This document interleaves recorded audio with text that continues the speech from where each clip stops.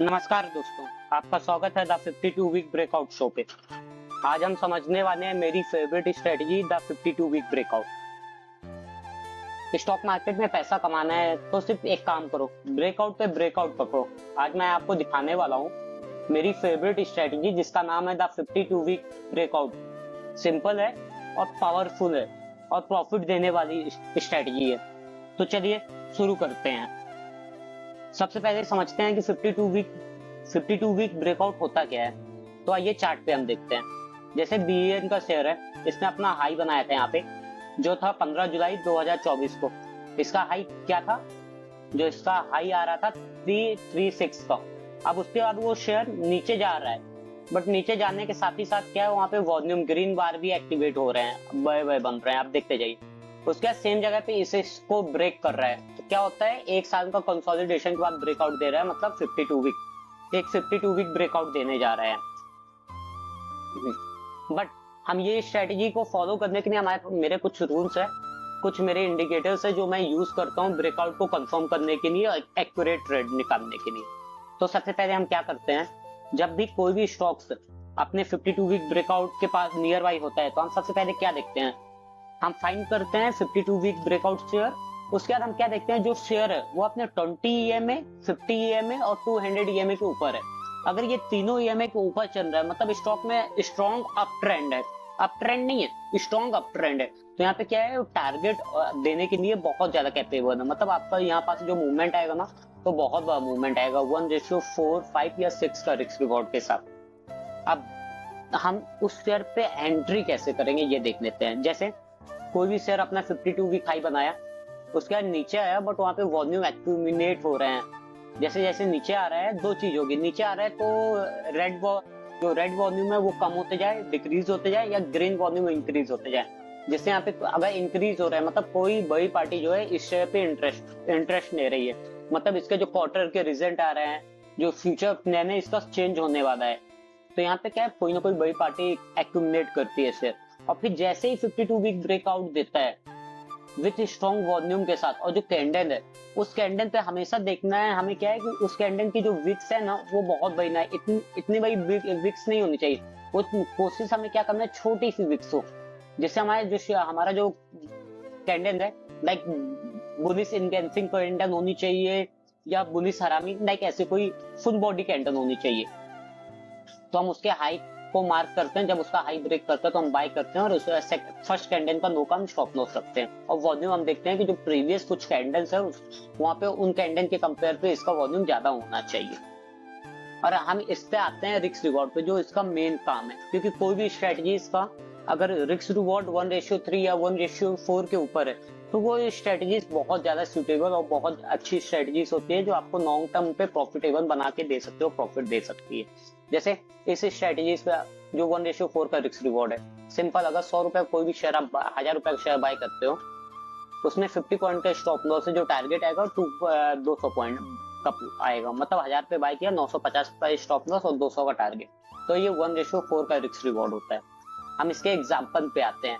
तो जो हमने अभी मैं बात कर रहा था बीएन के शेयर, इसने क्या है, 52 वीक हाई बनाने के बाद नीचे आया, आप भी देख रहे हो, जैसे जैसे नीचे आ रहा है वॉल्यूम इंक्रीज हो रहे हैं, ग्रीन वॉल्यूम बार इंक्रीज हो रहा है और रेड बार जो है डिक्रीज होते जा रहे हैं, आप ये देख ही रहे हैं। अब इसके बाद क्या है, यहाँ पास से आने का इसने ट्रेंड भी रिवर्सन किया और यहाँ पे ग्रीन बार और ज्यादा बनना शुरू हो गया। अब हम इसको क्या है, डेली टाइम फ्रेम पे आके देखते हैं।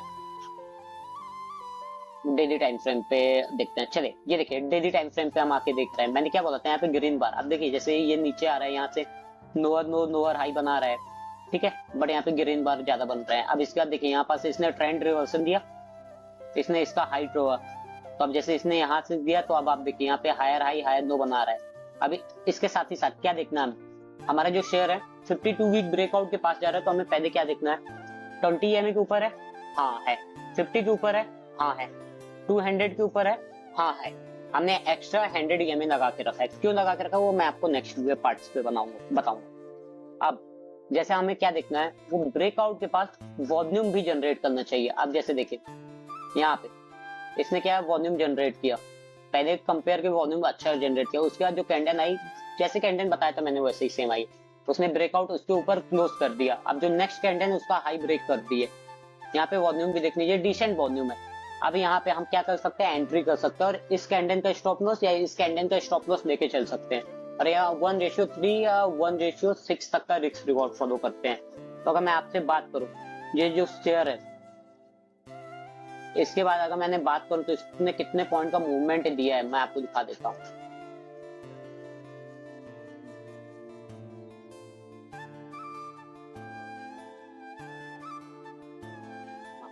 अगर मैं बात करूं यहाँ पे, अगर 20 पॉइंट का स्टॉप लॉस होता ना, तो 20 पॉइंट के स्टॉप लॉस के सामने जो इसका टारगेट आ रहा है 90 to 100 पॉइंट तक का मूवमेंट दिया, मतलब 1:5 के ऊपर ही रिस्क वो दिया टारगेट।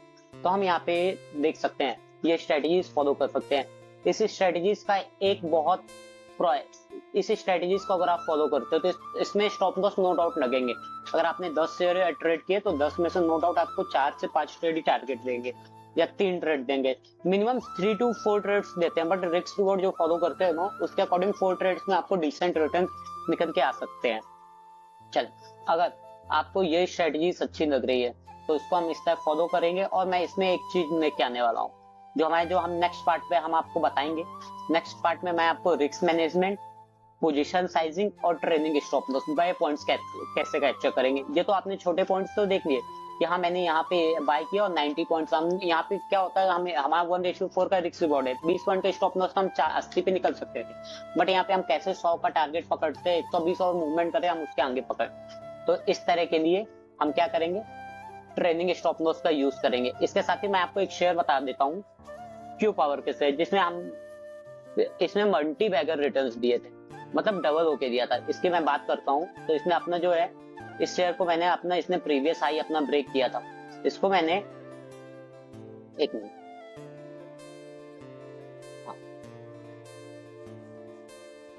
इस शेयर को मैंने अपने लिस्टिंग के बाद मैंने इसको यहाँ पे बाय किया था 430-450 रुपए के भाव पे, और उसने विथ इन अ मंथ आप जो रिटर्न्स देखिए क्या मल्टी बैगर रिटर्न्स दिए। 400 का शेयर अभी के टाइम पे 800-900 चल रहा है। तो ये स्ट्रेटजी से आप इस तरह के भी शेयर पकड़ सकते हो। इसके लिए एक मैं अलग से वीडियो बना के दूंगा आपको, जो आपको आईपीओ के बाद जो ब्रेकआउट देते हैं वो शेयर पे आप कैसे आप मल्टी बैगर रिटर्न्स बना सकते हो। ठीक है, इसके साथ ही साथ अब सबसे इंपॉर्टेंट बात, ये जो मैंने अपनी स्ट्रेटजीज तो बता दी आपको, अब ये स्ट्रेटजीज काम कर रही है नहीं कर रही है, इसका मैं आपको निफ्टी एनएससी में जितने स्टॉक्स है, 2000 स्टॉक्स है, मैं हर स्टॉक्स पे आपको सिंगल वीडियो बना बना के, जब से वो स्टॉक लिस्टेड हुआ है, जब से लेके अभी तक, मैं बैक टेस्ट करके दूंगा लाइव कि उस मेरी स्ट्रेटजीज ने कितने बार काम किया, कितने बार फेलियर दिया और कितना प्रॉफिट बन सका और कितना आगे बना सकते थे आप।